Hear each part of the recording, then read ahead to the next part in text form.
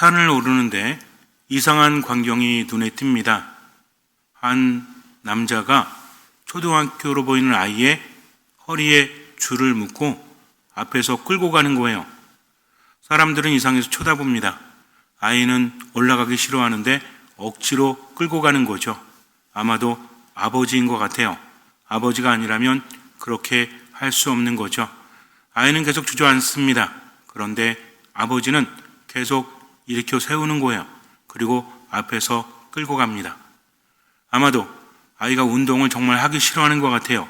그래서 아버지가 억지로 운동을 시키는 것 같아요. 뭐 그럴 수도 있겠지라고 생각을 합니다. 그런데 그 다음 날에도 그런 광경이 눈에 띕니다. 이제는 호기심이 일죠.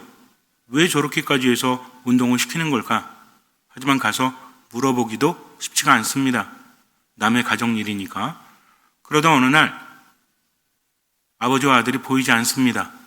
이제는 아버지가 포기했나 보다. 애가 그냥 자기 하고 싶은 대로 놀게 내버려 두나 보다 라는 생각을 했어요. 정상에 올라갔는데 아버지와 아들이 눈에 띕니다. 벌써 올라왔나 봐요. 예전에는 하도 느리게 올라와서 올라갔다가 내려갈 때까지도 계속 중턱에 머물러 있었거든요. 그런데 오늘은 아마도 일찍 출발을 했나 봅니다. 그래서 정상에 도착했나 봐요. 이상합니다. 아버지가 아들의 다리를 계속 주무르고 있는 거예요. 보통은 아이가 아버지를 주물러야 되는데 가뜩이나 운동하기 싫어하는 아이를 끌고 왔으니 힘들다고 투정을 부리겠죠. 그러니까 아마도 주물러 주나 봅니다. 옆에가 앉았어요. 그리고 묻습니다. 저기 실례지만 궁금한 게 있습니다. 아드님이 운동을 싫어하시나 봐요. 그래서 아버지로서 이렇게 늘 데리고 다니시는군요. 정말 대단한 사랑이십니다. 살짝 비꼬는 듯한 그런 말투는 아니었지만 어쨌든 궁금하니까 그렇게 예의 있게 물어봤죠. 그런데 아버지가 말합니다. 저는 의사입니다. 제 아이는 예전에 교통사고로 다리를 크게 다쳤고요. 이제 치료를 받고 나서 재활을 해야 되는데 아이가 하지 않습니다. 그러면 근육이 잘못될 수 있기 때문에 한창 자라는 아이기 때문에 재활 차원에서 운동을 시켜야 되는데 얘가 고집을 부립니다. 물리치료사들의 말을 듣지 않아요. 그래서 어쩔 수 없이 제가 산 꼭대기까지 매일매일 끌고 올라오는 겁니다.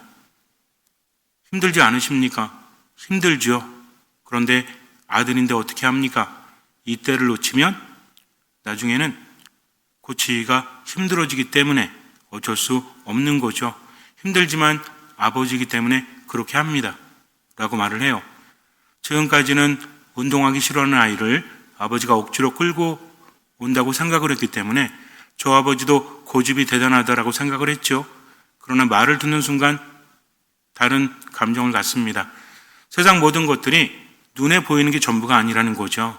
아버지는 의사였고 그때를 놓치면 안 된다는 것을 알았기 때문에 힘들지만 아들을 끌고 매일매일 그렇게 올라올 수 있었던 것입니다. 아이는 힘들죠. 가뜩이나 다리도 힘들고 그동안 움직이지 않아서 힘들어 죽겠는데 아빠가 매일 그렇게 끌고 가니 불만이 얼마나 많습니까? 그래서 주저앉기도 하고 때론 땡깡을 부려보지만 아버지는 묵묵히 그냥 합니다. 아들이 아버지 이길 수 없죠. 보통은 부모가 자식을 이길 수 없다라고 하죠. 그러나 부모가 자식을 이겨야 되는 순간이 있죠. 언제입니까? 그것이 자식에게 독이 된다면 절대로 져줄 수 없는 거죠. 끌고 가야 한다는 겁니다. 근데 이 아버지가 대단한 게 화도 안 내요. 그냥 기다립니다. 아이를 이렇게 세우고 조금씩 끌기 시작을 하면 아이는 그것을 따라가는 거죠. 아이는 아버지를 원망하죠. 왜? 아이이기 때문입니다. 만약에 어른이라면 스스로 알아서 했겠죠. 그러나 아이는 그렇게 하지 않습니다. 그냥 아버지가 시키니까 그렇게 했던 거죠. 그런데 놀랍게도 하루가 지나고 또 하루가 지날수록 아이의 다리에 근육에 힘이 붙습니다. 그래서 조금씩 이제는 올라갈 수 있게 되었고 나중에는 아버지가 끌지 않아도 아버지 뒤에서 아버지를 따라갈 정도가 되었습니다. 이제는 어느 정도 치료가 된 것이죠. 그래도 아이는 그것을 알지 못해요. 왜? 아직은 어리기 때문이죠. 하나님의 뜻을 인간이 어떻게 알 수 있겠습니까? 인간은 편한 것을 하느님께 달라고 청하지요. 하느님께서는 어떤 분이시죠? 우리가 청하기도 전에 우리에게 무엇이 필요한지를 아시는 분, 그래서 청하는 것보다 더 좋은 것을 주시는 분이다. 우리는 알고 있습니다. 그런데 문제는 하느님의 생각과 우리의 생각이 다르다는 거죠. 우리는 한계에 붙들려져 있죠. 아무리 좋아도 힘들면 안 하려고 하잖아요. 처음에는 마음이 생겨서 이렇게 해야 되겠다, 저렇게 해야 되겠다, 건강을 위해서 운동해야 되겠다. 뭐만 합니까? 생각만 하죠. 하려고 하니 어때? 귀찮죠. 또 저 사람은 사랑해야 되겠다라고 하지만 하려고 하니까 어때요? 다 이기적입니다. 생각은 그렇게 하지만 마음에 상처를 입거나 마음에 들지 않으면 화를 내거나 그렇게 하지 않는다는 거죠. 얼마나 나약합니까? 세상을 살기 때문에. 그런데 이런 나를, 하느님은 나를 나보다 더 잘 아시기 때문에 그럼에도 불구하고 구원의 길을 열어주신다는 거죠. 우리 인간은 하느님 안에 머물 때 충만의 삶을 살게 창조되었습니다. 우리는 그것을 믿고 있죠. 그런데 하느님 안에 머물지 못하기 때문에 점점 결핍이 생기고 고통이 생겼다. 하느님 안에 머물 때는 생명력이 가득 차지만 하느님 안에 머물지 못하니까 마치 물고기가 물을 떠나면 살아갈 수 없듯이 죽음을 향해서 나아갈 수밖에 없다는 거죠. 그래서 세상이 힘든 겁니다. 세상을 어떻게 보느냐, 이것도 굉장히 중요하죠. 세상을 살면서 즐겁게 살면 돼요, 안 돼요? 되죠. 즐겁게 살아야죠. 왜? 어떻게 살라고 하셨습니까? 기뻐하면서 살라고 하셨으니까. 그런데 세상에만 붙들려서 자꾸만 세상의 즐거움만 추구한다면 정말 즐거울 수 있을까요? 인간은 변덕이 심하죠? 변덕은 좋은 겁니까? 안 좋은 겁니까? 좋을 수도 있고 안 좋을 수도 있는 거죠. 세상에 심취해서 세상의 즐거움을 추구하기도 합니다. 그런데 영혼에서 들려오는 소리가 있죠. 이건 아니잖아. 계속 그렇게 하는 건 아니잖아. 그러니까 어때요? 진탕 놀다가도 때가 되면 어떻게 해야 되죠? 돌아가야 합니다. 아이들은 어떻습니까? 옛날에는 놀거리가 별로 없었죠. 요즘처럼 스마트폰이 있거나 컴퓨터가 있거나 그렇지 않으니까 놀려면 어디 가서 놀아요? 나가서 놀죠. 집에서 안 놀잖아요. 그죠? 나가서 친구들과 함께 산이며 들이며 논이며 뛰어다니죠. 그러다가 슬슬 배가 고프고 날이 추워지고 해가 저물면 그때서 어디 와요? 집으로 갈 수밖에 없죠. 집에 갈 때 그 기분이 어떻습니까? 그냥 더 놀고 싶은데 그래요? 그렇지 않습니다. 저녁 때가 되면 지치는 거죠. 힘듭니다. 이제 누구 생각이 나? 엄마 생각이 나고 아빠 생각이 나죠. 그래서 언제쯤 들어가죠? 밥 때쯤 되면. 그렇지 않습니까? 옛날에는 김이 아니라 뭐죠? 연기가 모락모락 피어나는 굴뚝? 뭐 그런 노래도 있었던 것 같아. 노을인가? 저녁 노을인가? 어떤 노래가 있었던 것 같은데 어쨌든 집에 연기가 모락모락 피어나면 저녁 때가 된 거죠. 엄마가 밥하고 있는 겁니다. 그럼 그때 들어가죠. 들어가면 엄마가 뭐라 그래? 빨리 씻고 나와. 씻고 나와야만 밥을 먹을 수 있죠. 밥 먹고 어떻게 합니까? 밥 먹었으니 노곤해지지. 그럼 어떻게 해야 돼요? 자야 되는데 뭐 안 했어? 숙제를 안 했지. 숙제하라고 그러니까 꼬박꼬박 졸면서 숙제하다가 잠에 들지 않습니까? 그때가 가장 행복하지 않아요? 왜? 이미 날은 추워졌기 때문에, 이미 해는 저물었기 때문에 집안이 가장 편안하다는 것을 알기 때문입니다.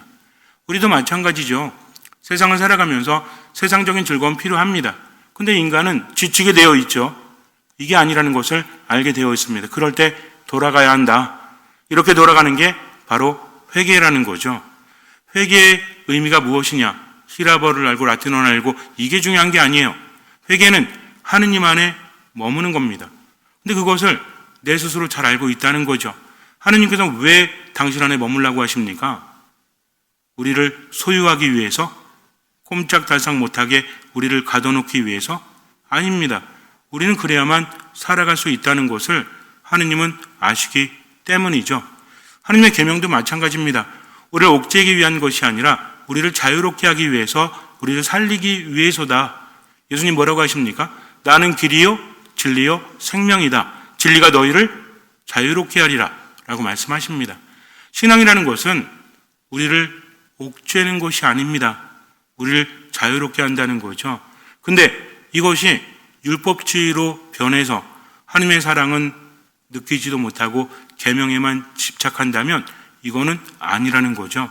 중요한 건 뭐냐면 그 계명이 담고 있는 의미라는 겁니다. 하느님은 우리를 살리시기 위해서 사랑하라고 하시죠. 우리의 능력이 안 되니까 마음은 간절하지만 나약하다는 것을 아시지 않습니까? 예수님께서 겟세마네 동산에서 기도하실 때 나와 함께 1시간만 겨우 기도해다오.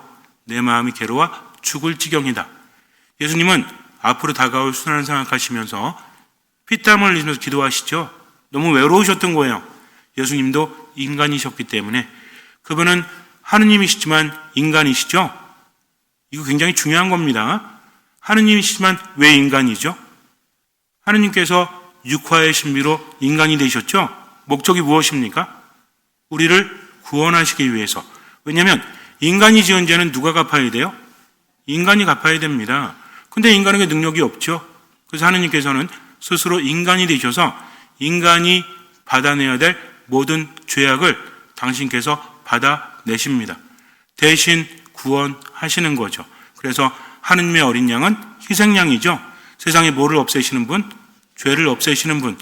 세상의 죄를 없애신다고 하니까 좀 무섭죠. 그죠? 세상의 죄를 없애시는 분. 그런데 죄가 무엇입니까? 죄는 우리를 고통스럽게 하고 죽음으로 이끄는 거죠. 죄를 없앤다는 것은 우리를 죽음에서 살리시는 겁니다. 그래서 세상의 죄를 없애신다는 것은 우리를 위해서 스스로를 내어 놓으셔서 죽으심으로 인해서 죄를 없애셨다는 거죠. 이게 중요합니다. 우리를 너무나 사랑하셨기 때문입니다. 우리가 희망을 가질 수 있는 이유는 그분께서 함께 하시기 때문이다. 그분이 우리와 함께 사시면서 모든 것들을 대신 짊어지시기 때문이다. 그래서 하느님께서는 세상을 너무나 사랑하신 나머지 당신의 외아드님을 세상에 보내셨습니다. 그래서 그 아들을 통해서 우리가 살 수 있도록 요한일서 4장에서 계속 말하고 있죠. 사랑에 대해서 말하면서 너희는 서로 사랑해라, 사랑해야 된다라는 부담감을 주는 것이 아니라 왜 사랑해야 되는지를 우리에게 알려주고 있다는 거죠. 우리가 누굴 통해서 살아갈 수 있도록 예수 그리스도를 통해서 살아갈 수 있도록 하느님께서 세상에 보내주셨다는 겁니다. 즉 나는 내 힘으로 살아가는 것이 아니라 예수 그리스도의 힘으로 살아가는 거죠. 기도할 때도 그분의 이름으로 하고 힘들 때도 그분을 의지하고 그분만을 바라보면서 그래서 그분 안에 머물기 위해서 그분의 말씀을 따르는 겁니다. 사랑이라는 것이 너무나 무겁게 느껴지기도 하지만 사랑해야만 살 수 있기 때문에 그분께서는 그렇게 조건을 내걸으신 거죠. 마치 아버지가 아들을 끌고 한 걸음 한 걸음 산 위를 올라가듯이 누가 더 힘들까요? 아들이 힘들까요? 아버지가 힘들까요? 뭐 아버지가 운동이나 많이 하겠습니까? 의사가. 근데 아들 위해서 어쩔 수 없이 그렇게 하니까 아버지도 힘든 거죠. 그럼에도 불구하고 아들을 살리기 위해서 올라갈 수밖에 없죠. 아들은 정말 지겹지만 아빠는 어땠을까요? 여러분들 같으면 그렇게 하십니까? 안 하십니까? 아들이야 죽든 말든 뭐 안 해요? 하시죠? 왜 해요? 아빠고 엄마니까. 전 안 합니다. 왜? 전 자식이 없거든. 이건 다른 거예요. 내가 하기 싫, 나는 귀찮아도 그런 거 있잖아요, 여러분들. 집에서 혼자 있으면 밥 안 먹어, 그냥 귀찮으니까. 근데 애들이 있으면 어때? 먹어야죠. 애들한테 그럽니까? 야, 어차피 태어날 때 집 앞 그릇 다 갖고 태어난대. 밖에서 가서 알아서 해결하고 와. 그래요? 그러니까 어떻게? 삭시는 쑤셔 죽겠는데, 아이고, 일어나가지고 어때요? 밥하죠? 밥하면서 대충 줘요? 아니죠. 혼자 먹을 때는 대충 물 말아가지고 김치에다가 먹어도 애들 있으면 뭐라도 해. 계란 후라이라도 하잖아요. 왜? 애들을 먹여야 되기 때문이죠. 이게 부모의 마음이에요. 그래서 하느님의 말씀에 대해서 우리가 생각을 바꿀 필요가 있습니다. 부담되게 왜 자꾸 사랑하라고 하시지? 왜 미워하지 말라고 하시지? 왜 자꾸 베풀라고 하시지? 그게 아니라 이 짧은 세상을 살면서 그렇게 해야만 하느님 안에 머물 수 있기 때문입니다. 계명이라는 건 계약이잖아요. 그죠? 내가 어떻게 했을 때 하느님께서 어떻게 나에게 해주신다. 아이들에게 여러 가지 조건을 걸죠. 그동안 아이들이랑 계약 많이 맺으셨죠? 애들 키우면서. 뭐라고 했어요? 일찍 일어나면 용돈 올려줄게.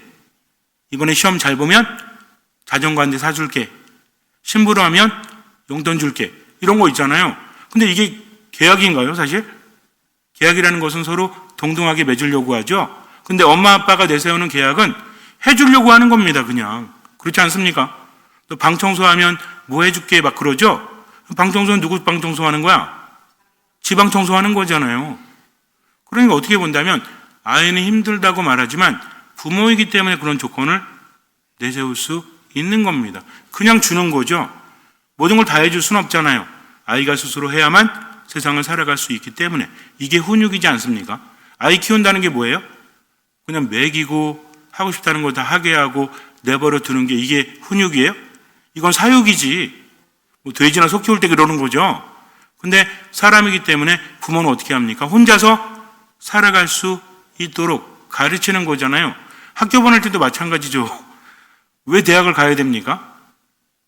이런 말 하잖아요. 어차피 대학 나와도요, 요즘 힘들어요. 그러니까 현실을 좀 직시하시고 아이가 좋아하는 것부터 그래서 뭐 그냥 그러니까 얘가 중학교 정도 되니까 얘는 싹수가 느래 그러니까 야 너 고등학교 가지 말고 기술이나 배워 라고 말한 부모가 얼마나 있습니까? 없죠. 그래도 어떻게 해라? 대학은 가라. 그래야 무슨 고시란다? 사람 고시란다 라고 하잖아요. 이게 합리적입니까? 저는 그런 생각을 해서 예전에 아이들 보면서 싹수가 느래잖아요. 그쵸? 벌써 중학교, 고등학교 1학년 정도 되면 얘가 어떻게 될지는 알지 않습니까? 사람이 쉽게 변하나? 맨날 꼴찌하는 애가 갑자기 공부 엄청나게 해가지고 좋은 대학 갑니까? 이런 일이 있을 수는 있겠죠. 하지만 흔하지는 않잖아요. 사람이 쉽게 변합니까? 그러니까 이렇게 하면 되죠. 어차피 고등학교 다니면서 학원비 잔뜩 들잖아요. 되게 비싸잖아. 요즘에는 되게 비싸죠? 하긴 여러분들은 너무 오래전에 키워봐서 잘 모를지 모르겠지만 지금도요. 평촌이라든지 수지라든지 강남 같은데 학원가 가잖아요. 버스가 엄청나게 많고요. 제가 물어봤어요. 학원비가 얼마냐고. 일주일에 한 번 가는데 40에서 80이래. 그러면은 애 하나 키우는데 한 과목에 40에서 80이면 얼마예요? 두세 과목, 뭐 수학 가르쳐야죠. 저 영어 가르쳐야죠. 또 뭘 가르쳐야 돼? 논술도 가르쳐야죠. 또 뭐 가르쳐야 돼? 과학도 가르쳐야 돼, 요새는. 그럼 얼마가 들까요? 100만 원은 넘게 들 수도 있죠. 그러면 애 둘이면 200만 원? 물론 평균적으로 그냥 일반 학원만 보내는 분들도 있지만 이게 굉장한 부분을 차지한다는 겁니다. 그러니 애를 낳겠어요, 안 낳겠어요? 그거 잘 안 낳지. 이 교육제도가 바뀌지 않으면 좀 힘들 것 같다는 생각을 혼자 해보는데 어쨌든 근데 그 돈을 모아서 차라리 중학교 한 3학년 때쯤 되면 알잖아요. 얘가 공부를 잘할지 못할지 이미 알지 않습니까? 기적 바라지 말고. 근데 부모는 끝까지 기적을 바래. 왜? 우리 애는 바뀔 수 있을 거야. 절대로 믿습니다. 부모라는 이유 때문에. 그 나중에 후회하죠. 그러니까 합리적으로 본다면 고등학교 때부터 학교 안 보내고 뭐 문제집 값이나 아니면 학원비 꼬박꼬박 적금 넣어가지고 나중에 차라리 가게 하나 차려주면 되지 않아요? 근데 그렇게 합니까? 안 하잖아요. 어디는 가라? 대학은 가라. 그럼 대학 가면 뭐 내야 돼? 이게 얼마나 이율배반적인지 몰라요. 부모가 애한테 대학 가라고 하는데 대학 가면 뭐 들죠? 돈 들잖아요. 얼마 들어요, 등록금이? 거의 1년에 거의 1,000만 원 이렇지 않아요? 뭐 국립대 빼고는 그렇게 들지 않습니까? 결국 뭐 돈 쓰려고 애 대학 보내는 거야? 부모는 등이 휘어져도 애를 대학을 보내야 뭐 굿이라니까? 사람 굿이라니까. 이렇게 주관적입니다. 나중에 뻔히 알면서도 그런 투자를 할 수밖에 없죠. 왜? 그래서 저는 가요 중에서 뭐 남자라는 이유로 여자이기 때문에 이런 노래 많이 있잖아요. 부모라는 이유로 라는 노래는 없나? 그게 더 이 남자 여자는 변할 수 있어요. 근데 부모는 변하지 않죠. 동서고금을 막론하고 부모는 늘 이렇게 어리석지 않습니까? 자식을 향해서 그럴 수밖에 없다. 이 마음을 헤아린다면 자식의 삶이 달라지지 않을까요? 하느님은 더 그렇습니다. 인간 스스로가 세상에 휩싸여서 원하면서도 원하지 않는 삶을 살아가니까 구원해야 되겠다 하면서 당신 하나뿐인 예수 그리스도를 세상에 보내셔서 우리가 누굴 통해 살아갈 수 있도록, 예수님을 통해 살아갈 수 있도록, 이 의미가 뭡니까? 그분을 통해서 희망을 얻고, 그분을 통해서 치유를 받고, 그분을 통해서 생기를 얻을 수 있다는 거죠. 그래서 예수님과 함께 살아간다는 것은 하느님과 함께 살아가는 겁니다. 얻는 게 얼마나 많은지 몰라요. 근데 여기 조건이 붙죠? 방금 전에 말씀드린 것처럼 부모님의 조건이 붙습니다. 그게 뭐예요? 계명을 지키라는 거죠. 어떤 계명을? 서로 사랑하라는 계명을 지키라는 겁니다. 어떤 이유 때문에 내가 이 사람을 사랑할 수 없다라고 할지라도 하느님 때문에 사랑하는 거죠. 그래야만 그분 안에 머물 수 있으니까. 요즘에는 과학의 발달로 사랑을 할 때 얼마나 행복한지를 이제는 객관적으로 알 수 있죠. 어떤 이유가 됐든 사랑하는 마음을 품는 순간 그 사람은 행복하다고 합니다. 스트레스가 많이 사라진다고 합니다. 어떤 이유가 됐든 사랑하지 못하고 우울해하고 화내는 순간 그 사람 안에서는 스트레스가 많이 나온다고 하죠. 스트레스는 어떻습니까? 면역력을 무너뜨리죠. 삶의 행복감을 없애버립니다. 그러면서 가면 갈수록 점점 더 삶을 망가뜨린다는 거죠. 그럴 때 우리는 이렇게 생각하죠. 저 인간 때문에, 이런 상황 때문에 내가 이렇게 힘들었어. 그러나 그게 아닙니다. 뭐가 없기 때문에 그래요? 사랑이 없기 때문이죠. 참 말은 쉽게 하죠. 그죠? 말은 쉽게 합니다. 근데 이게 답이에요. 제가 그렇게 살 수 있다라고 자신할 수 있는 게 아니라 이미 그렇게 하느님께서 세상을 만들어 놓으셨다는 거죠. 내가 억지로 저 사람을 사랑할 수 없다고 할지라도 한 번쯤은 생각해 보라는 거죠. 우리는 사랑해야만 하느님 안에 머물 수 있고 이것을 몸도 알고 있다. 마음도 알고 있다. 그러니 어떤 사람이 행복하다? 사랑하는 사람, 감사하는 사람, 기도하는 사람이 행복하다는 것을 이미 신앙뿐만 아니라 과학에서도 밝혀주고 있다는 거죠. 근데 우리는 뭘 부립니까? 고집을 부리죠. 왜 그래요? 상처가 남아있기 때문에 그래요. 그래도 걱정하지 마세요. 어차피 아버지는 아들을 포기하지 않습니다. 근육에 힘이 붙지 않아서 제대로 걸을 수 없어서 아이는 투덜거리지만 언젠가는 혼자 걸을 수 있죠. 이겁니다. 그러니까 내가 사랑할 수 없고 내가 우울하고 분노에 빠지고 이리저리 흔들린다고 할지라도 누구 보고 살면 돼요? 예수님 보고 살면 됩니다. 얼마만큼? 할 수 있는 만큼. 얼마만큼? 보이는 만큼. 왜? 그분은 나를 포기하지 않으시기 때문이죠. 그래서 사랑하기 힘들 때 한 번쯤 생각해 보세요. 그래, 내가 사랑하지 않으면 어떻게 될까?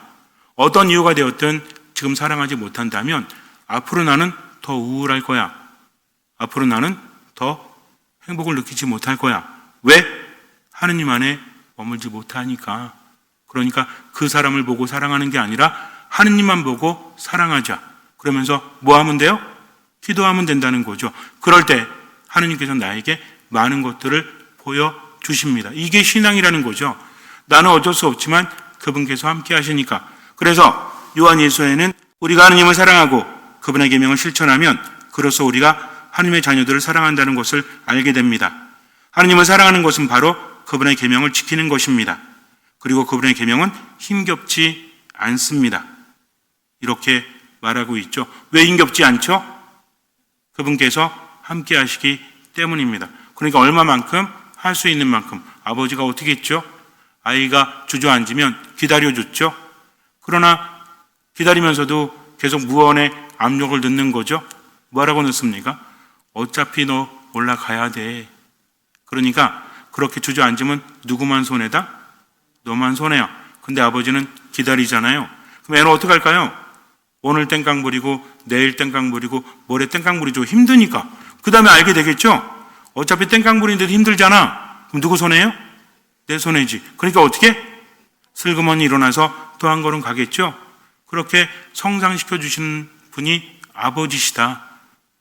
내 아버지 하느님은 나를 기다려 주신다는 거죠. 그러면서 뭐라고 하십니까?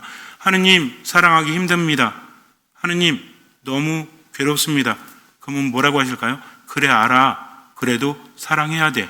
왜냐하면 내 안에 머물러야 되기 때문에. 잘 생각해라. 네가 그 사람 때문에 힘들다고? 아니야. 내 안에 머물지 못하니까 힘든 거야. 그러니까 어쨌든 나를 봐서라도 사랑해라.